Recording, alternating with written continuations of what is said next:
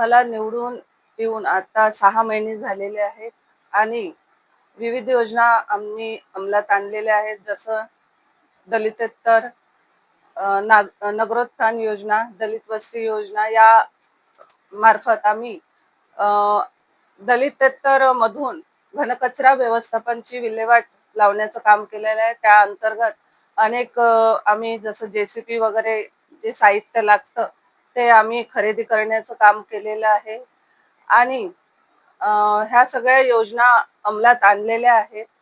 पण आता नुकतीच आचारसंहिता लागल्यामुळे बाकीच्या ज्या योजना आहेत, दलित वस्ती आहे आणि नगरोत्थान आहे, ते आम्ही आचारसंहिता लागू झाल्यानंतर ते काम अंमलात आणू. आणि मी आत्ताच सांगितलंय की 6 महिने झालं तर अनेक कामे आम्ही मार्गी लावलेले आहेत. जसं भुयार गटार योजना आहे आणि पिण्याच्या पाण्याची पाईपलाईन जी आहे, ह्या योजना आम्ही युद्ध पातळीवर सुरुवात केलेली आहे. आणि माझा दृष्टिकोन आहे की ह्या ज्या योजना आहे आम्ही दिवाळीपर्यंत पूर्णत्वास नेऊ. हे माझं उद्दिष्ट म्हणजे ठरवलं आहे की हे पूर्ण आपल्याला कार्य करायचंच आहे, जेणेकरून भंडारा शहराला स्वच्छ सुंदर पाणी मिळालं पाहिजे. ही माझी मनातून इच्छा आहे. मी या आधी पण बोललेली आहे की जे पण जुने कामं होते, म्हणजे राहिलेले, नगर परिषदच्या निवडणुका आल्यामुळे राहिलेल्या होत्या, तर ते आम्ही जुने कामं सुद्धा हाती घेतले. त्यांना सुद्धा पूर्णत्वास नेण्याचं काम मी केलेलं आहे. आणि ज्या पण आता नवीन योजनेअंतर्गत आम्ही कामं टाकले ते पण आम्ही नक्कीच पूर्ण करू. मी पदभार सांभाळल्यानंतर 8 मार्च रोजी महिला जागतिक दिनाचा मोठा मेळावा आयोजित करून अनेक बचत गटांच्या महिलांना, पदाधिकाऱ्यांना आणि जे पण आपल्या शहरात महिलांचा जो सहभाग आहे त्या सगळ्यांना बोलवून मी मोठा मेळावा घेतलेला आहे. आणि त्यांना प्रोत्साहितपर असं मार्गदर्शन करून त्यांना त्या मेळाव्यात बोलवून त्यांचं स्वागत सुद्धा केलेलं आहे.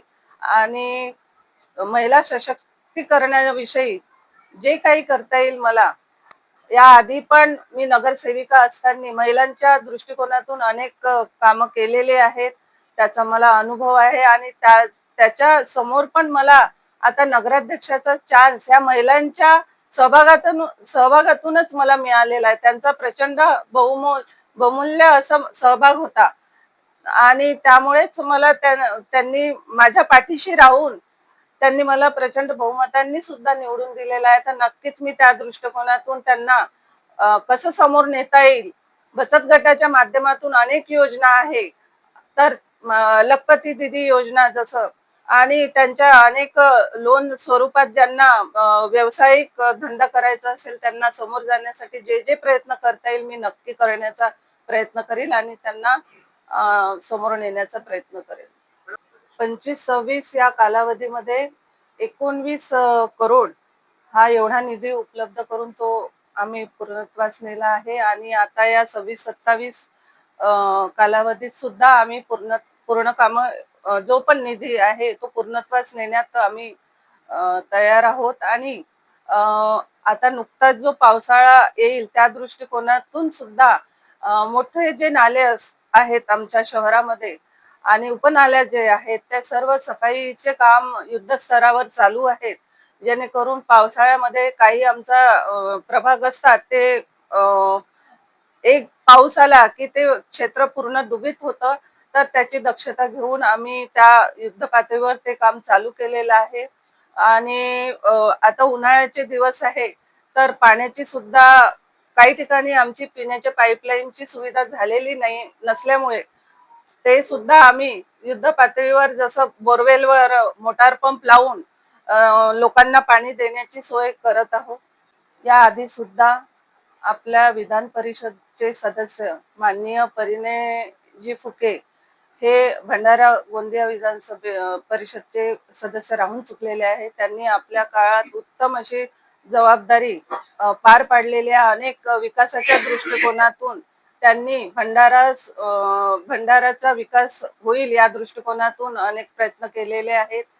आमची सर्व कार्यकर्त्यांची, बीजेपी कार्यकर्त्यांची आणि नगरसेवकांची हीच इच्छा राहील की परिणय दादांनी उभे राहावं पण शेवटी पक्ष आणि आता जी नुकतीच निवडणूक झाली नगर परिषदची, नगराध्यक्ष याकरिता सुद्धा परिणय दादांनी नगराध्यक्ष म्हणजे माझ्याकरिता खूप अथक प्रयत्न केलेले आहेत निवडून आणण्याकरता त्यांनी.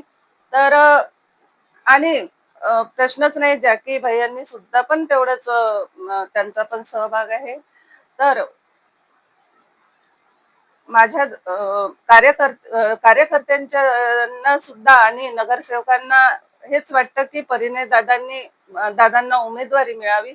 शेवटी पक्ष जे ठरवेल त्या त्याच्या पाठीमागे आम्ही नक्कीच, माझा पूर्ण सहभाग राहील की पक्षाचा जो उमेदवार राहील त्याच्या पाठीशी राहून त्यांना प्रचंड बहुमताने निवडून देण्याचा आमचा सगळ्यांचा प्रयत्न राहील.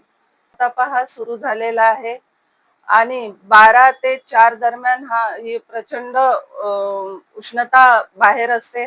तर मला सर्व नागरिकांना सांगावंसं वाटतं की 12 ते 4 दरम्यान बाहेर शक्यतोवर बाहेर जाण्यास टाळावे. खूपच इमर्जन्सी असेल तर ठीक आहे, पण त्याची काळजी घेऊन घरून थोडं काही थंड वगैरे आणि सोबतही पाण्याची बॉटल ठेवून बाहेर पडावे.